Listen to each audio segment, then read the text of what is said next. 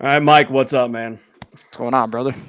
Dude, it's been a hot minute since we've sat down on a podcast, at least my podcast, Navigating the Intentional Life, man. And just quick intro, because it's been a hot minute. Man, it's just a podcast that came together because we wanted to talk about how we take the first step, right? How we wake up every day and make that day better and not sit back in conformity and thinking that we have to live our lives the way that social media or anybody else says, or family, doesn't matter, anybody else says we have to live our lives. And so I'll man, I'll get all professional and make a trailer on this so that I don't have to do any of these intros when we start the recording. But dude, I'm excited to sit down with you. We have podcasts almost every time that we talk on the phone. So being able to actually record right now and put this out there for people is something that I'm always excited about. So it's good to see you, dude. How's it going? Yeah, likewise. Some of the best podcasts we've had have not been on video. Um, Everything's good though. I think it's all relative, right? I think as things get crazier out there, um, it's more of an invitation to go within. Follow Christ. Well, the things that we talk about, and honestly, right? Not like this preachy Christians that are out there. This idea of what that would turn me off. I mean, not to go right into it right away, but that was the whole I think I think we're so hungry collectively to have people who can just really be living as Christ lived rather than just being preachy about it. Yeah, so to be a good host in this podcast, maybe shake off the dust a little bit. One of the things that I'll say is obviously you and I have been doing this kind of parallel together when it comes to the podcast and wanting to speak with men and but people in general about essentially how to stoke that fire inside and not be lukewarm. And so, several years ago you started Life Talks a couple years ago. You've been a leader and a founder in the Navigation Brotherhood men's group that has changed names over the course of the last 3 years, from the Cigar Room to the 57 to now the Navigation Brotherhood, and been a big advocate for this walk that kind of happened at the same time of trying to figure out our spirituality, trying to dive in deeper to what that means and what that looks like. And that really drives what I wanted to talk to you about today is you said it already. How do you navigate in this world as a Christian man, especially a single white Christian man in a society and in a world that, look, let's not pretend like Christianity has ever been that popular, but in a time frame where it's really unpopular, right? And live that life and not be preachy, not bash people over the head with what you believe in, because that's happening anytime you sign into your Instagram, right? Like you got these videos and it's from every direction. It's from our side, it's from their side, and that's exactly it. Kind of this spiritual and societal divisiveness that we're looking at every single day, right? And so you and I think we're kind of torn from the same cloth in that of, hey, I don't want to sit back and kind of hide in the shadows. I want to be able to live a life and walk a life that if somebody asks, hey, Justin, yeah, he's a Christian man. He's a good man, right? He works hard for his family, right? And he lives by his values, right? Talk to me about values in comparison to your spiritual values and where that kind of comes into play with what you're doing with Life Talks and where you're trying to go in the future. Yeah, well, I mean, when I first started Life Talks, and part of it was I knew something was off. I was always, for a long time, spiritual, not religious, right? And I think context is very important because what that used to mean was like it was just, live and let live, this kind of, which had a liberal undertone, right? And I think there's an aspect of that that is still true. I think, we live in America and people should live how they choose to, as long as they're not hurting other people. And I think that's really a core ethos. But it shifted into, as I was making the videos and I connected with a lot of like-minded men, um, it shifted into, well, what is the right way to live?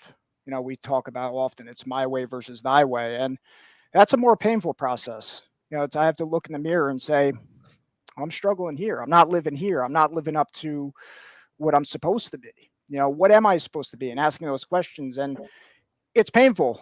So, it's easy to just follow the world and just have this idea of, I'm gonna just do me.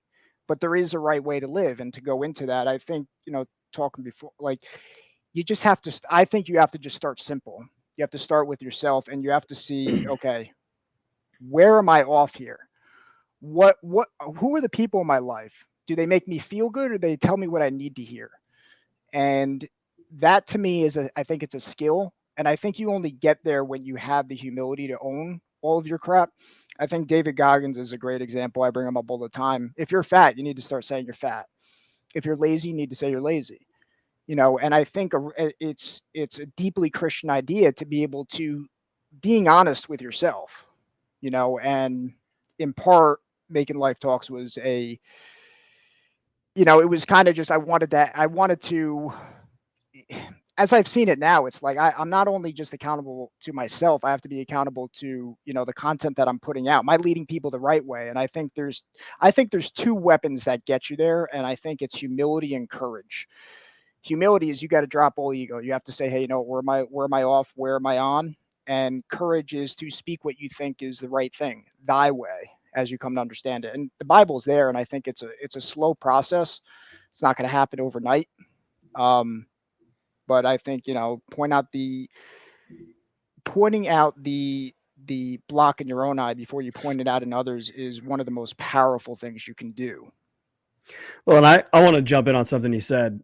The I'm spiritual, I'm not religious. I hear this all the time. And here's where I stand when people say that line is you don't have spirituality without religion. Because what is religion? Religion is a foundation, a moral set of beliefs that you're going to follow. And the spirituality, the connection to that religion is what comes from the practice of it. Right. So I could say that I love trees and I'm so in tune with the cosmos and nature. And the way that I do that is I go out and I ground myself and I sit amongst the trees and I put some flowers in my hair. And that is the religious process to me getting into connection with nature. Right. So when someone says they're spiritual, not religious, I sit there and I think you're just nitpicking something because really what they mean is that they don't have a church that they go to. They don't have an organized body necessarily that they want to associate themselves with. So they do that by saying, I'm spiritual, not religious. And I know that's real nitpicky, but I think a lot of people get into deep water when they want to pick it apart like that so that they don't give themselves a title. And really, what it comes down to is they don't want to practice an organized religion, which I understand. And we can get into that because anything that is man made is going to be flawed. Right. So for me, the first step in what you're getting into, this humility and accountability and stating, like you said, hey, look, if I'm lazy, I need to be the first person that knows that I'm lazy. That's where it has to start, right? Not to get into a 12-step program kind of conversation, but that first thing you got to overcome is denial. Yeah. Right. But when you start to simplify the process, even when it comes to religion, it's simplifying to it going, my belief system is based on a moral set of obligation, rules, standards, and ideas that I follow for reasons that I choose to follow them. And then based on those, I practice it. Right. And again, simplifying things for me is that's It's how I really operate. simple, and it's painful though, right? I give the example for myself. Take porn, right? I was addicted for a long time, but if you ask me that entire time, is it the right thing to do? Is it the highest calling to do? I think if we're honest with ourselves, we say no. So it's simple, right? But the growth in it is that as you develop that discipline. And as you develop the discipline, because it's easy to do the thing that's expedient, right? That option's always there. It's another thing to do the thing that is right for many reasons, because I think, for example, you know, I mean, just taking porn for example, right? It's like, but why? What's the point? Why? I'm not hurting anybody. It's not. See, you'll rationalize it. So, and if you rationalize it, you fall back into that bad pattern of behavior. But this is where I think the important thing is that as you do the right thing, you grow in the understanding of why. So if you have to develop that discipline muscle of doing the right thing, because I'm not coming up with the best words to say it, but essentially that the more you go down the right path, the more you understand why it's important, right? The more you understand the ripple effect. Like all of your actions have power, but when you're in addiction, when you're in an ugly place, you think, oh, I'm not important. What difference is it that I make, right? This is this nihilistic kind of view. But when you start to be that example, you start to be disciplined and doing the right thing all across the board. It's hard to do, but the powerful thing is that you actually become the beacon of that which you want to see in others, which really is the source, because we're all looking for somebody to be the example, consciously or unconsciously. And that's why I say you go back to the man in the mirror. People are dealing with generational issues with their parents, with friends, family. We're all nodes of behavior. We're all looking, whether conscious or unconscious. We're all looking. What's the right thing? When you start being that, you actually are being the light. And that's hard to do, because when you start doing that, people don't like that. People don't like when they say, it makes people uncomfortable, because it's like, wow, this is what my full potential is.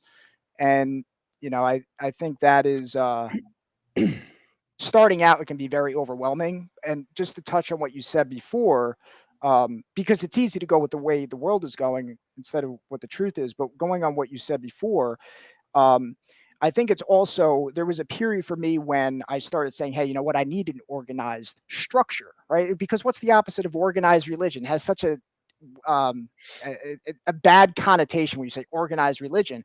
Well, the opposite of that is chaos, right? Organized. If you're just breaking down that word, organized and chaos. And I think there can be sometimes an inclination when you start to face your own shame and guilt, when you start to look at the man in the mirror and really see, the ugly parts of you.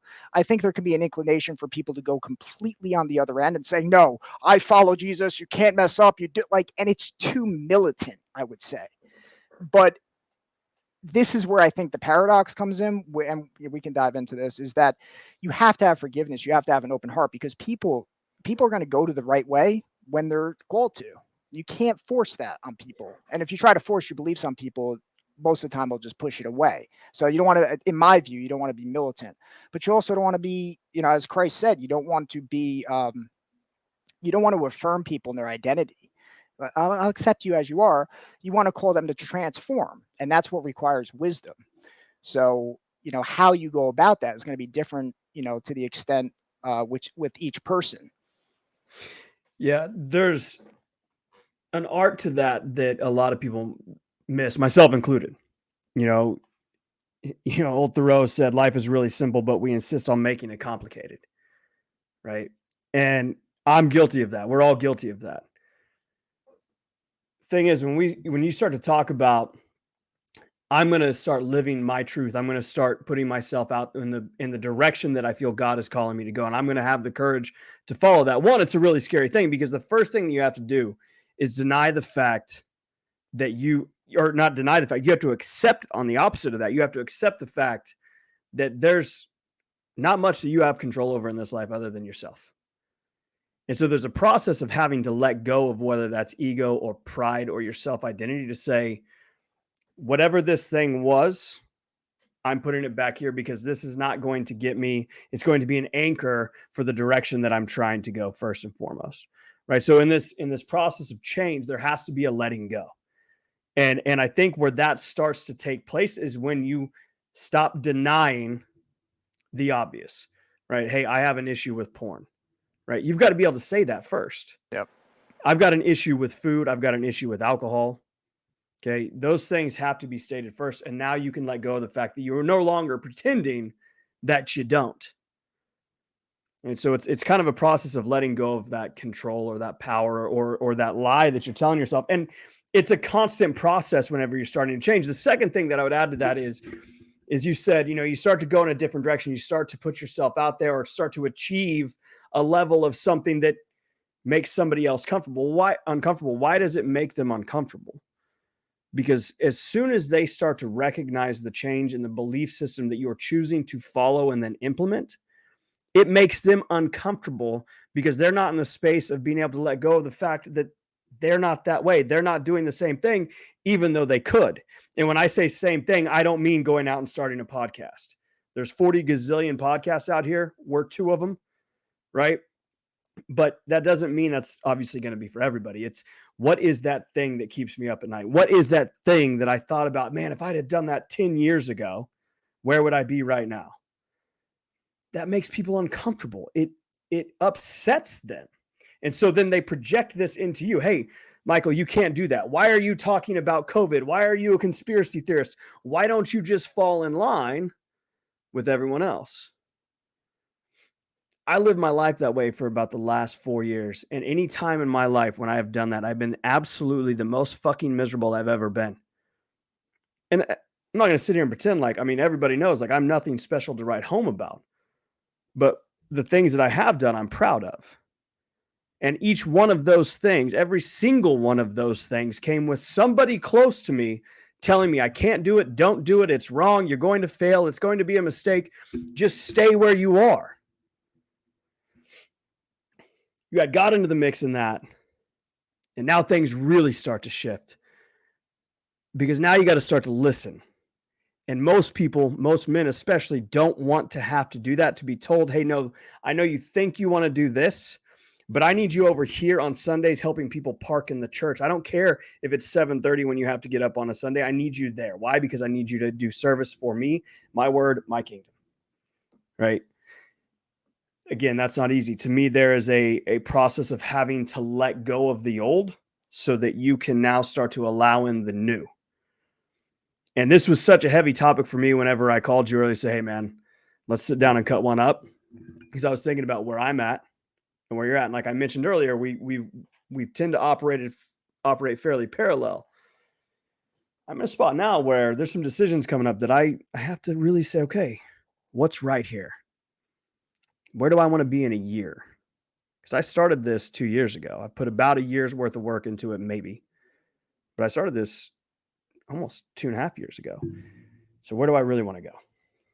Do I want to be all talk? Or do I actually want to do something that I can look back on and say, I'm proud of it? And not only that, my kids are proud of it. My at some point future wife is proud of it. You know what I'm saying? And that's the part where I feel like a lot of people get off track. They get scared. They don't sit down in prayer enough, myself included, to say, oh, dude, I don't know what to do, man. Like, I don't know where to go. I don't know how to feel. Right? Because I want to do and take care of things right now. I want to fix it right now. I'm tired of my job. I'm tired of looking at that screen that I've got to sit and look at every day. I got these other things that I know I could be doing better than selling Yelp. Hate it. Right? And I want to do it now.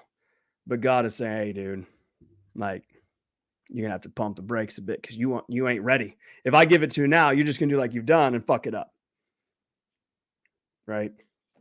So I think there's a process in this change that we talk about that really that first step of getting to where you want to go is you've got to let go. Yeah, humility, what comes to mind often is the humility and courage.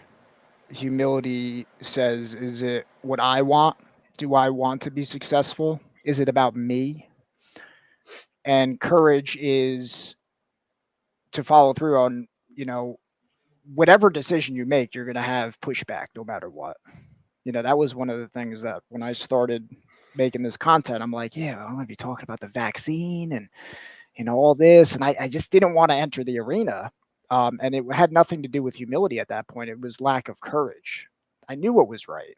And I still know what was right. I mean, just taking the vaccine thing, for example, I think that, one of the biggest things in World War II was never again, right?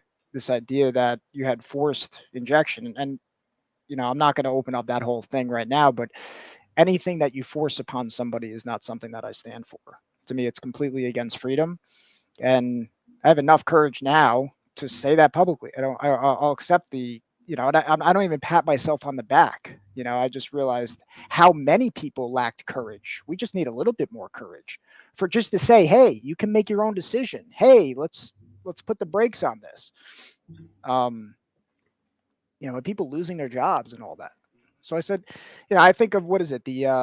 If God is for us, who could be against us? And if God is truth, you just have to follow it though. But when a lot of people aren't following that truth, because there's so much noise in the world, And the more noise there is, the more it's harder to follow your conscience. We can escape and escape and escape.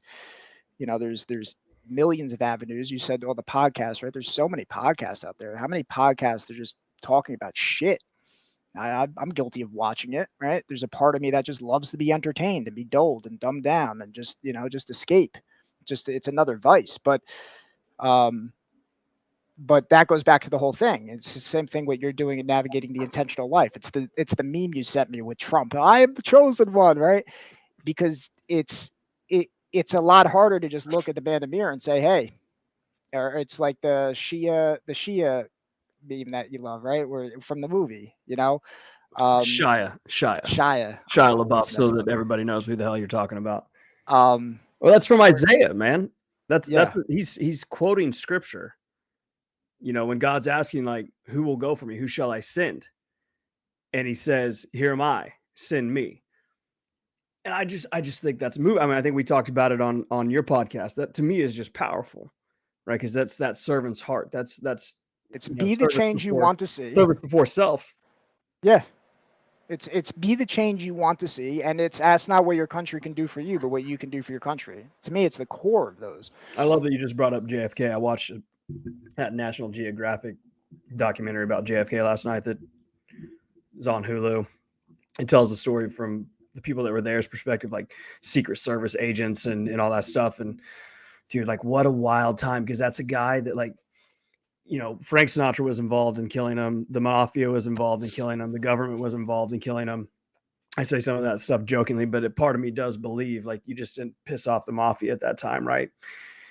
And the dude died for his beliefs, right? Like that's why they killed him, because he was changing things, and he was a Democratic president. And I don't like agree with everything that he did, but I mean, they killed him over it, and he still stood for it. Like he knew there was heat, right?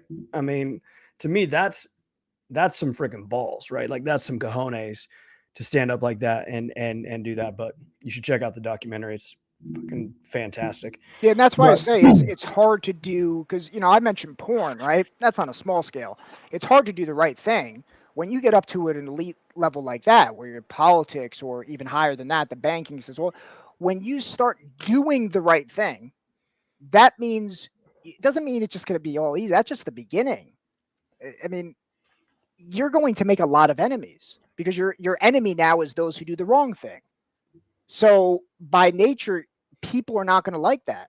So that to me that's the whole idea of you can't serve two gods. Either you serve the right thing as you come to understand it. To me, that's obedience to conscience. It's following Christ. That's what that means to follow the right way. And we've all fallen from that. We've all made that mistake. That's clear. So, and that's the idea and I think again, as you continue to do the right thing, you're following your conscience, and those that resistance will come up. There's always oh, well, here's $1 million. Here's this. We're going to pay you. The mafia, you said, right?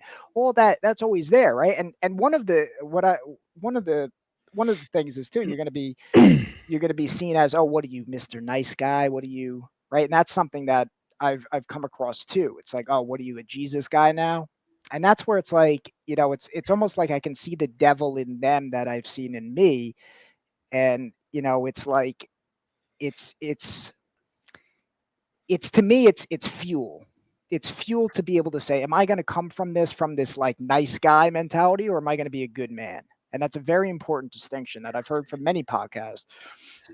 so what was it for you that took you from being somebody that was the nice guy? And I'm actually gonna try to stay away from those phrases. I mean, I get it, but Yeah, I look at it differently the red now. pill. I look at it differently now, so what was it for you that got you off the couch, so to speak, and start putting yourself out there where you could create the enemies and the haters and the people that are going to call you a homophobe and a bigot and a racist and a conspiracy theorist and all these things?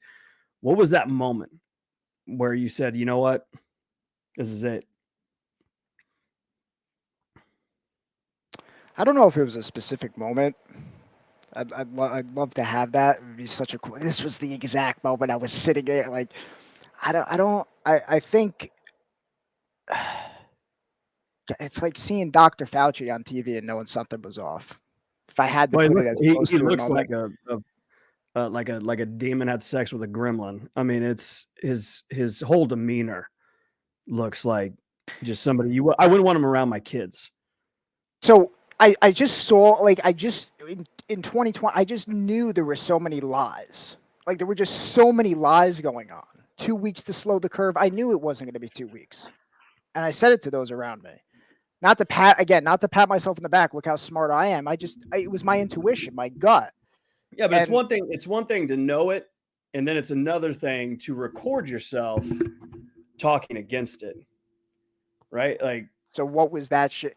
when Well, was that when you're like, I found my cojones, and I'm gonna go ahead and do live talks, and I'm just gonna roll with it and see what happens. Because I'll tell you, for me, like with this, it was like I have to wake up with me every day. Even if I had a spouse and she could be laying right next to me, I still wake up with me every day. And I've got to look at myself in the mirror. I've got to carry around myself, right? I want to make sure that I'm sleeping good at night. And I got to a point where I was like, the people that I was worried about potentially putting this down, they don't pay my bills. They don't raise my kids. They don't wake up with me. Right. And so it just got to a moment where I was like, hey, we're going to put this out here. And if it does anything, great. Right. But I'm going to give it a go because I don't want to look back in 5 years and think, man, I really wish I would have done that. I really wish I would have tried that because who knows where I'd be now if I had 5 years ago, a year ago. Right. Now, I can't tell you the day. Right. So kind of refining my own question of it was a collection of things, right? Like there were multiple things that life kept kicking you in the gut. Right. And you said, you know what? I'm sick of this. Like I'm doing this. I'm taking control over what I can control. And for me, it was that day I woke up and I was like, I'm tired of feeling like a sellout. How am I going to tell my kids to live a life where they're brave, they're strong, they know what courage looks like? It's courage that, is riddled with fear, but you do it anyway. How am I going to tell them to live that way and I'm not? Right? Like, how am I going to sit here and think that about myself, but I'm not walking it? Those are the worst kinds of people. And I've had delays in this. I've not put things out because I didn't feel like my life matched up with what navigating the intentional life was about. How the hell am I going to talk about it if I'm not doing it? Yeah, well, again, that's where it started. That's why I say it wasn't. I don't know the exact point. Like, so because even when I first started making the videos, I wasn't talking too political or anything. I mean, I wasn't. Because it was like, what authority do I have? Same thing with you. Like, who am I to say that, right? And that's where it kind of shifted into the porn. Like, here I am talking about a porn addiction. I'm going to be that guy now, and it kind of went. It slowly shifted. Like, I got to do something. I wanted to make a podcast. I wanted to, like, I always loved deep conversations. So the first, like, I don't know, say 15 or so were very much like, let's talk about life, right? Like, let's just talk about anything. Just anybody who could just have a conversation for 2 or 3 hours to me is like, I love them already because we're not talking about like surface level shit. But then it shifted into, okay, this is nice, but this is just noise. And then I connected with a lot of like-minded men, a lot of those guys in FOE. And I got connected with you. But then it shifted into, now it's Christ, because it's this, that was the shift. So I just think of, if God is for us, who can be against us? And in practical terms, meaning if you follow the truth, who is really your enemy? So it's those who were connected to lies. So that would be kind of like the easiest way that I would put it. So then I'm sitting here saying, well, I have to remove the lies. And there's a lot of ugly lies within myself, within plenty of people. And that's where I just realized that that's the whole core of what Christ said, I believe. Remove the log from your own eye. So as I start to remove my own lies, I'll be able to see clearly. And part of that is the wisdom to know how to speak and how to act, when not to act, right? Because in part, like, I can sit here and say I was against the vaccine mandate, right? But I think there's also wisdom says I'm not an anti-vaxxer, right? I'm not an anti-vaxxer.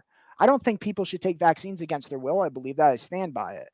But I also don't think I'm not smart enough, or I haven't studied vaccines my entire life to say, hey, you know what? This vaccine is good. This vaccine is bad. I don't know enough. That to me is the idea of I don't lean on my own understanding. I trust my intuition and I trust in freedom. And I don't put it past pharmaceutical companies that they can do things that are wrong. I also don't put it past good scientists who out there who make things that are good for us. So, but the question is, who is doing it? Why are they doing it? And that's where you have to realize that there's evil in people, and the evil people do evil things, and there's also good in people, and good people do good things. There's good scientists, there's evil scientists. I believe that. That Yeah. doesn't just go away because it was World War II and now we're in a modern time. Money still influences. So to bring it all back, you realize that truth is just so powerful. So I I'd rather look back at history and say, hey, you know what? I spoke up. I said what I believed. And that's why I say I don't have all the answers, but I'll ask the questions because that's where we're at now. It's like people are afraid to ask questions. What are you, conspiracy theorists? Let me be clear, because you mentioned conspiracy theories too. To me, as a conspiracy theorist is someone who questions all sides of things. And that's scary to do. That's why it's easy to dismiss it. It's That's like the Dave easy Chappelle title. said, it's easier to call someone crazy. It's easier.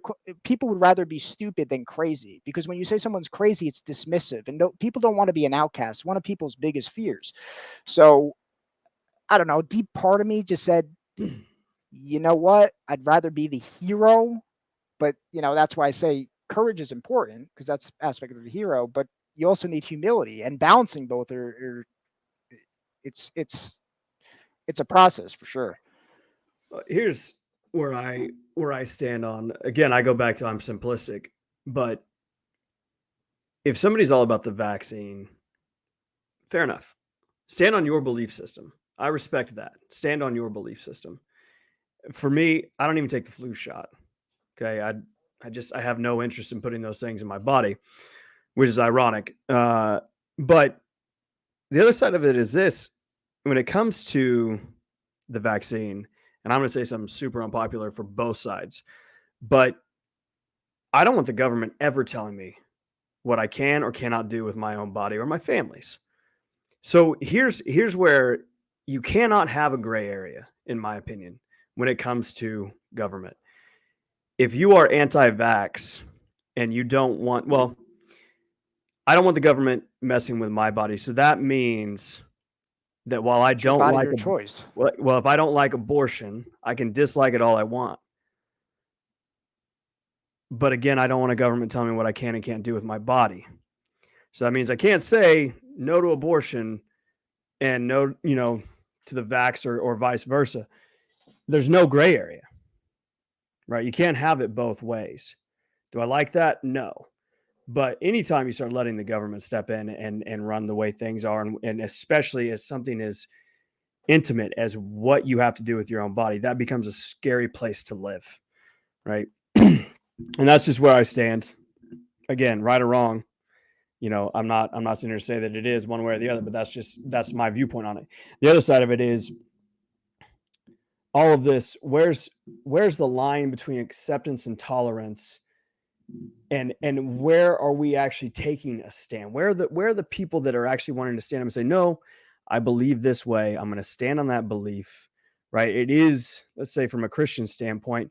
And I was thinking about what is spiritual divisiveness, and I think we see it on so many levels when it comes to the church, when it comes to what's being promoted by spiritual leaders. You've got some churches that, they're letting trans people run the church, speak in the church, be deacons in the church. You've got churches saying that women can't be pastors in the church because in First Timothy, it says that they can't. Um, and there's all these different ways that people are being pulled because they're trying to figure out, hey, what is this? Because I've heard it in this little snippet of a video. I've heard it in this little snippet of a video. I saw this on my friend's Facebook page, and I don't know what to believe. Right? Because we all want that instant answer and that instant gratification on where we stand in the group that we're with. But it's find out for yourself, dig into it yourself, spend time in the word yourself, right? So that you do have a better understanding of how you're going to approach these different situations that society's throwing out, and then take a stand. Yeah. See, a fool would say, well, a fool would say to the whole, like, for example, women shouldn't be pastors, right? Like younger me would say, um, But when I was more naive, I'd be like, oh, who cares? Doesn't matter if a man or a woman. But as I'm older, I'm at the position now, exactly what you just said. Well, why? Right? Ask why. Make the argument for it. Make the argument against it, and go deeper into it. That's how you grow in understanding. But just to touch on that, a simple thing. Ask most women, do they want to look up to their man or do they want to look down to their man? And I know there's more nuance to it than that, but I would argue generally women want to look up to their man, right, as a leader. Or do you want the weak husband to kind of just follow you around? Oh yes, dear, whatever you want. No, you don't. So I think there's something deeper there. As time goes on, I'll be able to articulate those things better as I grow wisdom. But to me, that's one of the greatest things. Men should say that to the women that either they're dating or married to. Do you want to look up to me or do you want to look down to me? And I'm not saying men should look down to their wives, right? That's why I say it needs more nuance. But generally, you want to look up to your man. Your man leads. He goes out. I think what was it, Caleb? I've seen him speaking about. We're called to slay dragons. I love that. I love that. And I think there's something deeply rooted in that.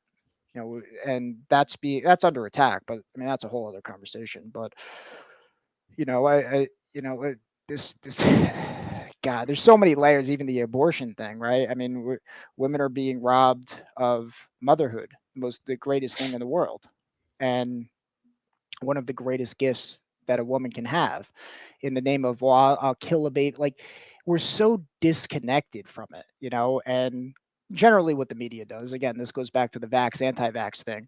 I'm with you on the whole freedom thing, but it's so subversive. People want to make it so black. Either you're for the vaccine, you're against it, right? Because it's so easy to manipulate people that way. But I think wisdom will give you the greatest answer to be able to call it out. I mean, it robs men too, because then men don't like it. It, it it's it's amazing what the devil can do. It's amazing how much we've been divided, and we're missing, some of the greatest gifts that we can have. Yeah, well, I think again it comes back to, I say it like I've got all the answers. That's not it. But when you start talking about leadership, in a relationship, obviously, I joked about it earlier, but it's serious. I mean, I'm 0 for 13 in relationships. I can't tell you how to maintain a healthy relationship. I've never had one, right? So what I can tell you that I do know is leadership is it takes guts to say. I respect that. It really shouldn't be a title, right? It's an action, right? It's something that you do. Leadership is something that you do. And to me, you earn that respect and that attraction from a woman because you walk that every day. I never want to get to a point in a relationship where I have to ask, do you still respect me? Do you agree with what I'm doing? I mean, you may have to ask them, like, do you agree with what I'm doing? Maybe because you're making a change in your life. Like, but I would think that if it's a if there's respect mutually in that relationship, that shift and that understanding is already, one, seen, but then two, discussed in great detail. Hey, this is why I see this way. And then we sort out, well, how do we go from here? And then at that point, the support role is, okay, well, I'm making the change. I'm putting myself out here. I'm taking the risk. Naturally, there's got to be that support role on her side. In my opinion, where it may not be popular in the church, maybe it is, maybe it isn't. But you're going to have to do that too, and should. Like, to me, there's no such thing as a healthy relationship if you've got somebody that sits back and doesn't have any goals. Nobody wants to live that way. And the ones that do live that way, they're miserable. To me, this is why relationships fail. This is why mine failed, right? Because we were on two totally different paths, not discussing. Instead, it was a fight because there was no support on her side and there was no support on my side. So we were just splitting every single day. The more we didn't have the conversation about what we were actually trying to do, the worse it got. And there was no listening. So to me, when it comes to this topic of, and I listen to people talk, I listen to guys speak about this all the time, and like, I get it, but I think the verbiage is wrong. I think it's quit giving leadership a title, right? It's not a title. It's something that you have to do, and it's something that you have to earn. I understand that title is given, CEO, director, right? But experience gets you that title, right? Your effort gets you that title, when we start talking about the workplace. But in the real world, in this setting, it's who are you when you go to the gas station? Who are you when you're out at the park with your kids? Who are you when you're on a date with your wife? Right? These are the things that earn that title. And I think these are the things that miss. When we start talking about these people like, oh, I'll kill a baby, I don't care. These women, like, they're lost. Plain and simple. We don't have anything these days, it doesn't seem like, for people to grab onto, to identify with. So what do they start to do? They start to change the fucking pronouns.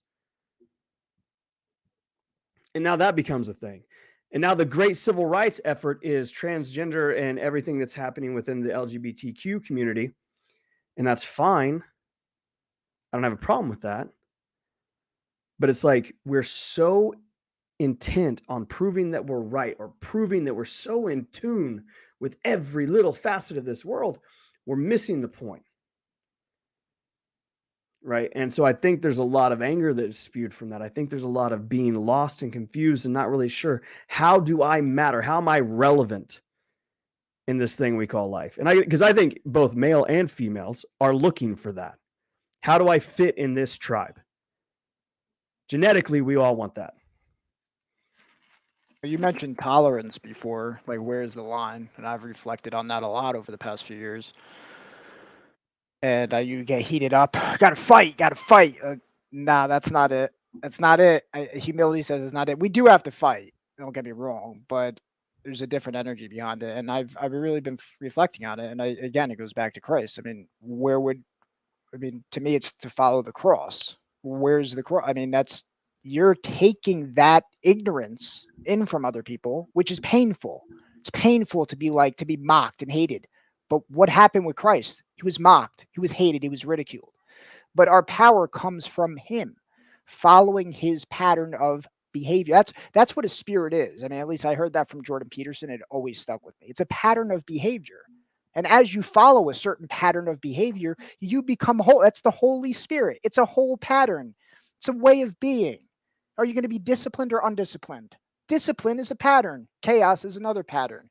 And I think one of the tools a lot of people can gain is the shift from anger, because I'm pissed off too. The vaccine and the LGBTQ agenda, which is, again, it's subverted truth. There's sinners and there's non-sinners. Add straight to there too. There's plenty of straight. You can just add an S on it now too, because people are not living in accordance to what the right way is. I had to look at that part, I look at myself in the mirror. I've had sex before marriage. Am I proud of that? No. I look back with shame. And it doesn't mean that I'm excluded from lust. Like I'm so bad. Like I don't look at it from that, but those thoughts don't go away. It just, what is your reasoning? What's your pattern of behavior that you're going to respond to those thoughts? And wisdom will lead you the right way, and discipline too. But I'd say wisdom more, because when you have a good enough reason why, then at a certain point, just like sex before marriage, all of it actually turns you off. And that's why you have to be honest. So like for me, I had to be honest with myself. It's like, I don't want to give up porn. I don't want to do this. Right. So I have to come up with a better reason why. But to finish off on that tolerance, the shift from anger, I wrote this down as I was thinking about it. The shift from anger to compassion is realizing that people are not bad, they're sick. I'm not saying there's not evil people. There's definitely people who've crossed that line, and there's definitely like evil, but I would even say those people are even just deeper in the sickness. Because how does Christ, I mean, the people who persecuted Christ, they knew what they were doing. They knew it. So, and you have Judas, and on a lighter scale, like Peter denied him 3 times, right? You realize they're sick, and sickness is blindness, right? And that comes from sin. The more you do the wrong thing, the more you become blind. The more blind you are, the more sick behavior you're going to rationalize. So I think that as you see it that way, then, because the alternative is getting angry, getting mad. And I think there's a time and a place for anger. I'm not saying that, never. I mean, I also, at the same time, I hold the same belief that tolerance has a limit, and a lot of people abuse that. So I do believe that too. But I think there's just so much more power in peace, because people are looking for acceptance. Like the whole thing, you must like me, you must accept me. No, you don't have to accept that. But there's a certain way that I think you fight it with, like, there's a tremendous peace that you'll fight it the right way. And if you wield anger, anger is it's not even it's something deeper within you. I think the ability to get angry without getting emotional is one of the most powerful things you could do, but you don't get there, I think, without enough humility. So I think the response to all this shit going on and the tolerance is just more love. It's more peace. It's more speaking truth. And love has the ability to tell somebody truth. But if you're going to speak the truth and they're not going to even listen, it's pearls to swine. You're wasting your time and you're just speaking for yourself, right? Just because you want to hear yourself. Well, God hates fags, for example. Stupid, in my view. Oh yeah. Yeah, I mean, in no way, shape, or form is that any way biblical, or nor has it ever been. But a great quote says, "The art of being wise is the art of knowing what to overlook." Mm. Yeah, the art of being wise is the art of knowing Yeah, it what makes me to think of overlook. ignorance is bliss, because for a period I was like, ignorance is bliss. Like, maybe I'll just be ignorant, I'm blissful. It's like, no, conscious ignorance is bliss. So it's the same thing like with that. Well, Like knowing I think what to ignore. I think that goes back to the knowing what to let go, right? And then understanding that, look, you can't control these Serenity agendas. prayer. You can't control what your dog does, right? But what you can control is you, and what you decide to get upset about, what you decide to tolerate, what you decide to let go. I mean, that's all on you, right? And I will say, when I started thinking about this topic of spiritual divisiveness, even though that's not really what we're hitting on tonight, it really came from a place when I started my walk again, when I started to really get back into my relationship with Christ. I felt like I had to choose a side. I felt like I absolutely had to choose a side, and that made me abrasive in how I was approaching these different hot topics, and I was approaching the people that were close to me that maybe saw things differently, or a little bit more openly. And I would use words like lukewarm, watered down, Starbucks Christian, but that wasn't necessary, because I think about, what do I really want? What do I really want to understand from my walk with Christ? Well, first and foremost, I've got to look at myself first. There's no such thing as a non-sinner on this planet. Everybody's a sinner, every single one of us. But I want to be the thief on the cross. Like, I want to believe and say, hey, I've done my best. I don't know you, but I believe in you, right? And I want to follow that. And the rest, that's out of my control. That's out of your control. Not a single one of us leads someone to Christ. That's arrogant to think so. What we are responsible for is exactly this. Our walk plants a seed so that can be harvested, so that Christ can make it grow. That part of it is up to us. The rest of it is up to God. And the way we accomplish that, especially in these hot topic situations, is, like you said, that tolerance is done so with love.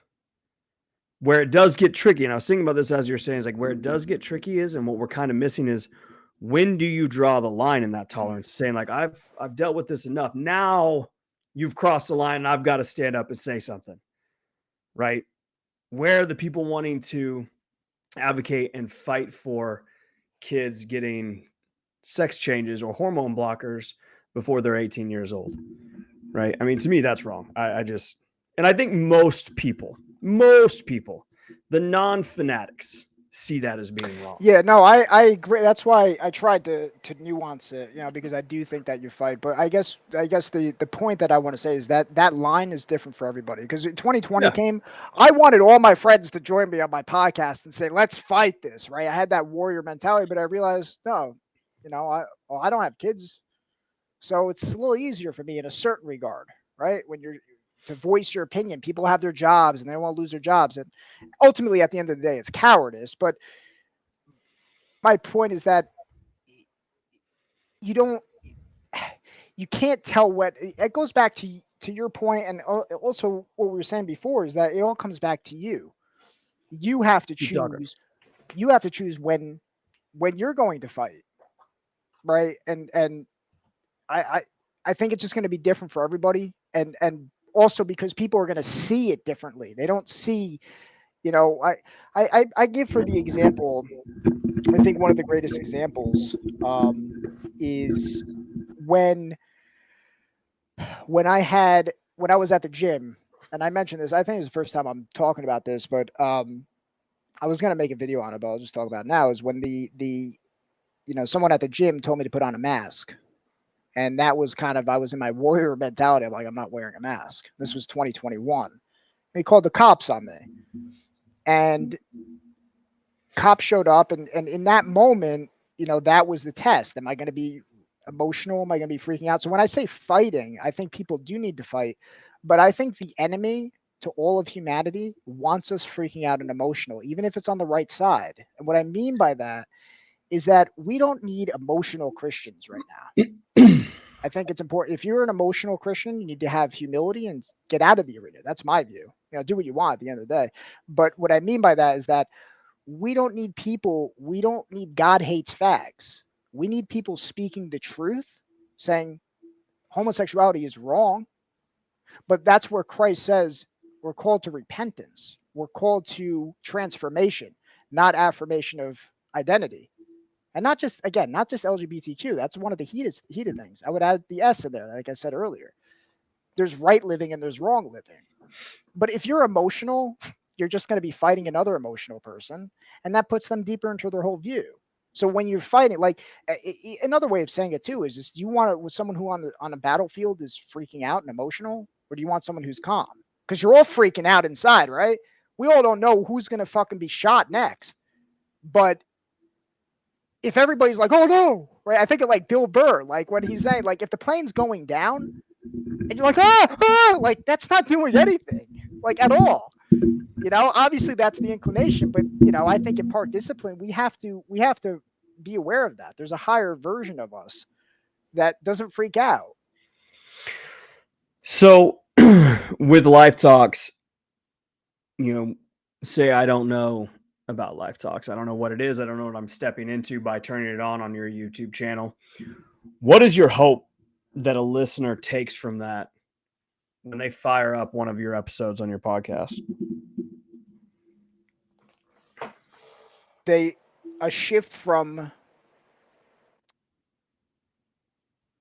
shift to do the right thing, and a deeper understanding why to do the right thing. Because I think a lot of people know what the right thing, they can know what the right thing is up here, but until you understand it, why it's the right thing, it doesn't have any power. And my hope is that I can grow in wisdom in that as well. Because it's one thing to tell someone, don't watch porn, don't drink alcohol, don't have sex before marriage. It's another thing to be able to say, this is why you should.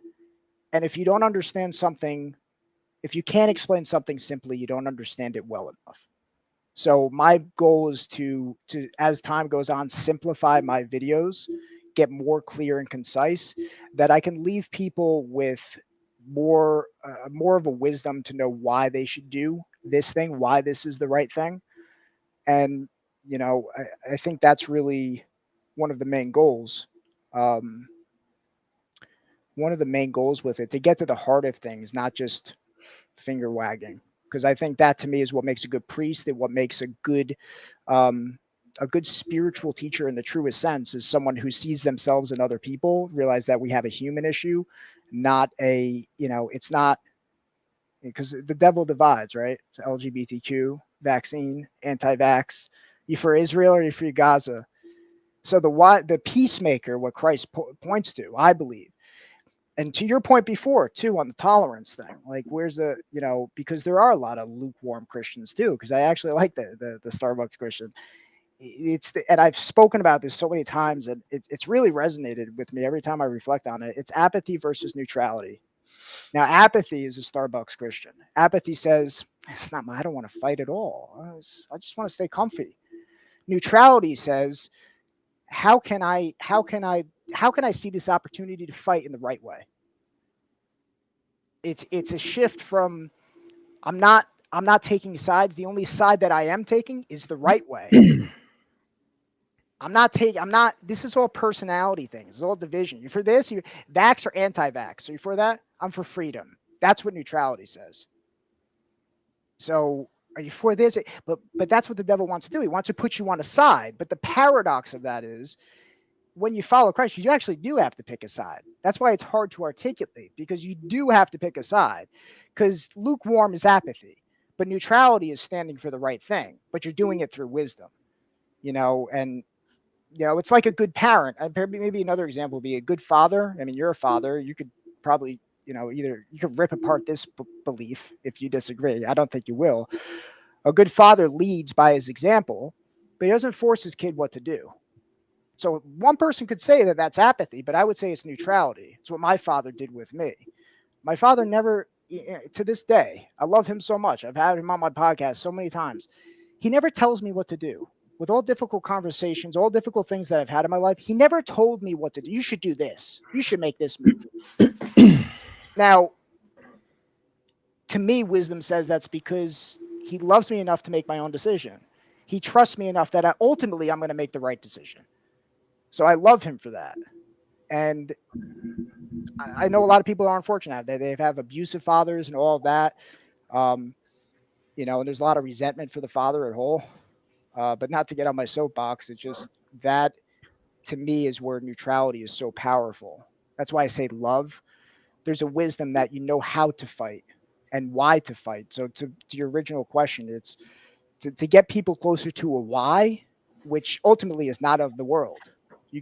I want to point people back within themselves. But again, I need a lot more wisdom to go there. So I hope but I that think people have on there. I mean, wisdom is one of those things where you're able to walk a path of experience, learn from it, and then be able to show that to someone else. And a great quote that you kind of touched on was, if you can't explain it to a fourth grader, you probably don't know it well enough. Yeah. And, there's no point in this on this side of the grave that we're going to have it all figured out. As far as the Starbucks Christian goes, I don't now dislike that saying. I do, but in the manner of utilizing it to a point that's going to be beneficial for whoever is listening or whoever I'm speaking to, right? Because I don't want to turn someone away because I've attacked them, I've verbally accosted them with something that they're going to find uncomfortable.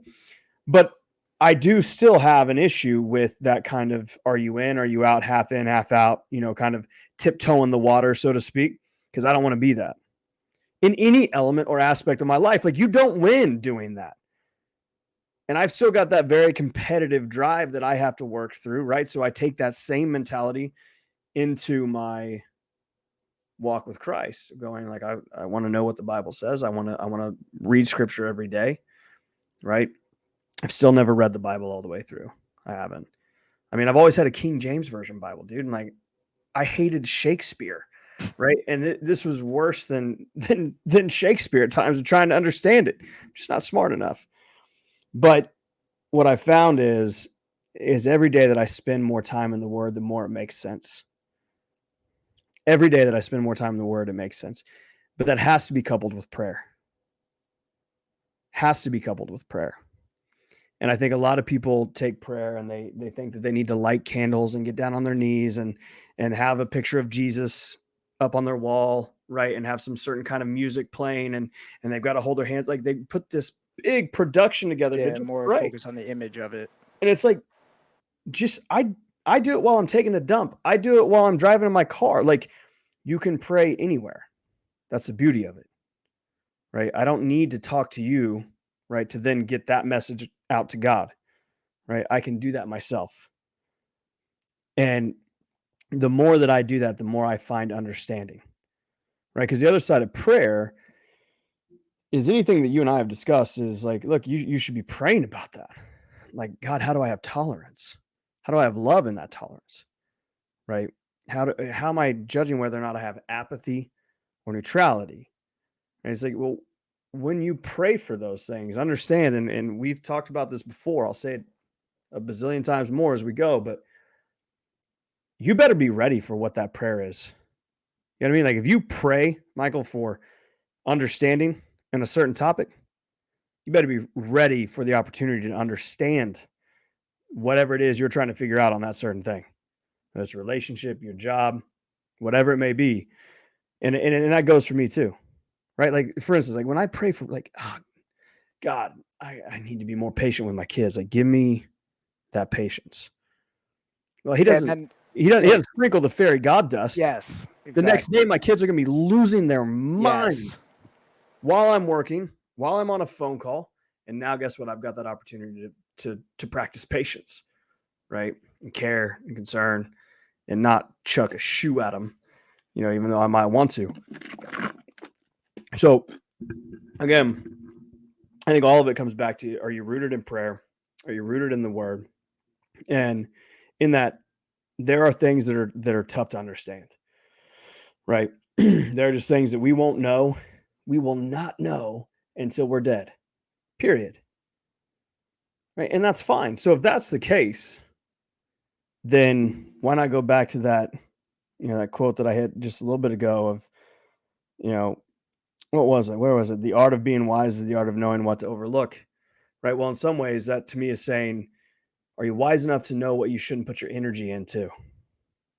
Are you wise enough to know what you should walk away from? And then are you wise enough to know when you should speak up, when you should have the conversation? And then take it to another level. How are you approaching and having that conversation? Is it like you said, like I might be upset, but I'm not yelling at you. I'm not cursing you. I'm not verbally abusing you. I'm not losing my mind over it.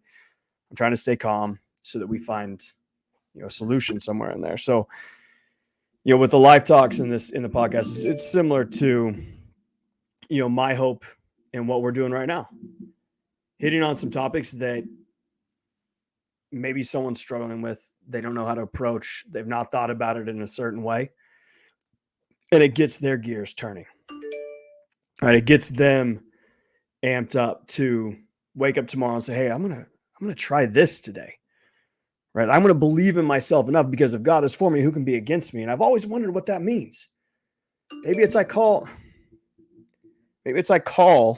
a friend of mine to have that conversation about, hey, I thought about going to church. Can I go with you on Sunday? What time? Right.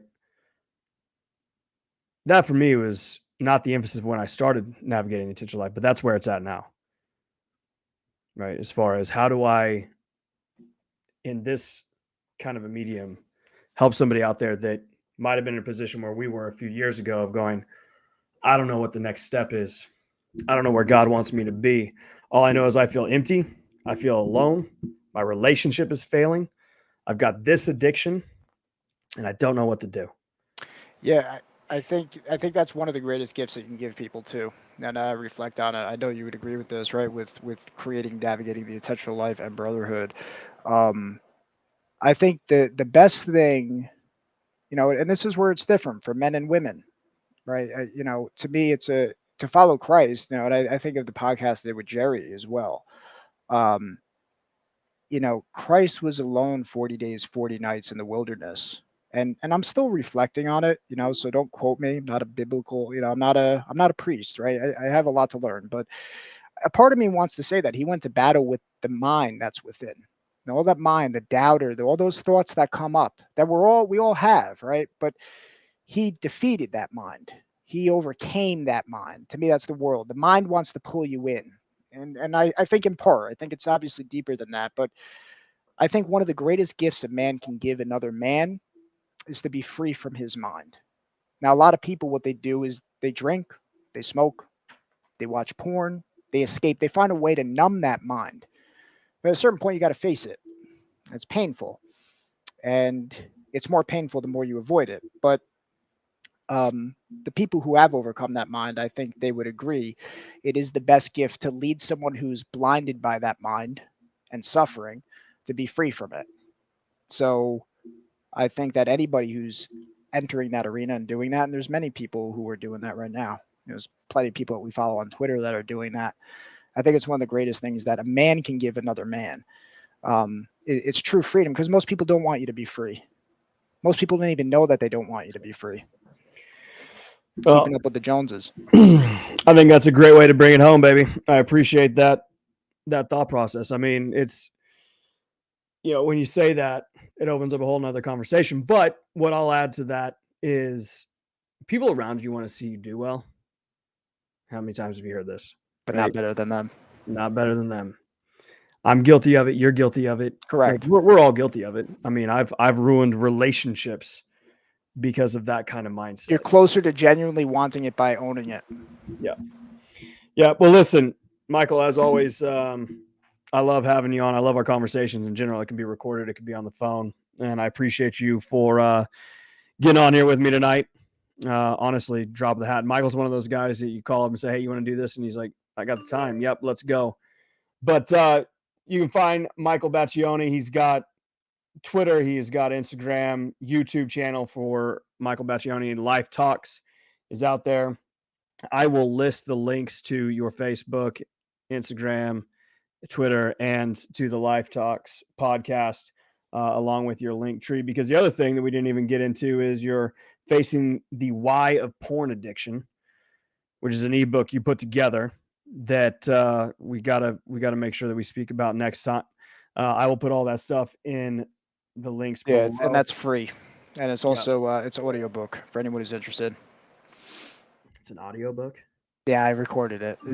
Did you record it? I recorded with your voice. Yep, put it out there for free. So, dude, I bet that's a fun read and listen with that Jersey accent. Ayo, yeah, Ayo, hey, guy. All right, look. On that note, this is an episode of Navigating the Intentional Life. It's been a minute.